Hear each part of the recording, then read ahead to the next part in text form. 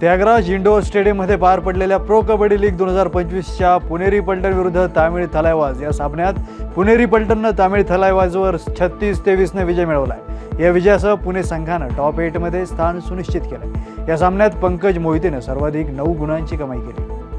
ICC महिला एकदिवसीय cricket विश्वचषकात भारताचा सामना आज विशाखापट्टणम येथील स्टेडियमवर ऑस्ट्रेलियाशी आहे। यापूर्वी काल रात्री कोलंबो इथं झालेल्या सामन्यात इंग्लंडनं श्रीलंकेचा 89 धावांनी पराभव करून सलग तिसरा विजय नोंदवला। भारत आणि वेस्ट इंडिज यांच्यातील दुसऱ्या कसोटी सामन्याच्या तिसऱ्या दिवशी वेस्ट इंडिजचा संघ आज 4 बाद 140 या धावसंख्येवरून आपला पहिला डाव पुढे खेळतोय। वेस्ट इंडिजचा संघ अद्याप भारताच्या धावसंख्येपेक्षा 378 धावांनी मागे आहे। गुवाहाटी येथील बार सापरा स्टेडियमवर झालेल्या आयसीसी महिला क्रिकेट विश्वचषक सामन्यात न्यूझीलंडनं बांगलादेशचा 100 धावांनी पराभव करून स्पर्धेत आपला पहिला विजय नोंदवलाय।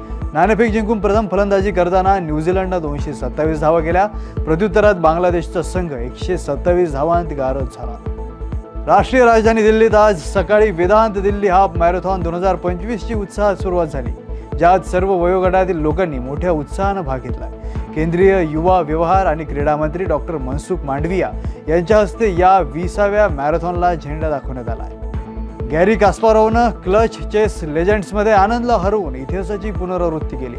न्यूयॉर्कच्या वर्ल्ड ट्रेड सेंटरच्या 107व्या मजल्यावर झालेल्या 20 खेळांच्या क्लासिकल वर्ल्ड चॅम्पियनशिपमध्ये 18व्या खेळात आनंदनं बरोबरी पत्करली होती आणि त्यामुळं कास्पारोव्हनं 10.5, 7.5 अशा फरकानं अजिंक्यपद मिळवलं होतं। तर ब्लीड्स टाइम कंट्रोल अंतर्गत शेवटचे 2 खेळ खेळले गेले आणि आनंदनं 2ही जिंकले। अखेरीस गुणफलक 13-11 असा राहिला।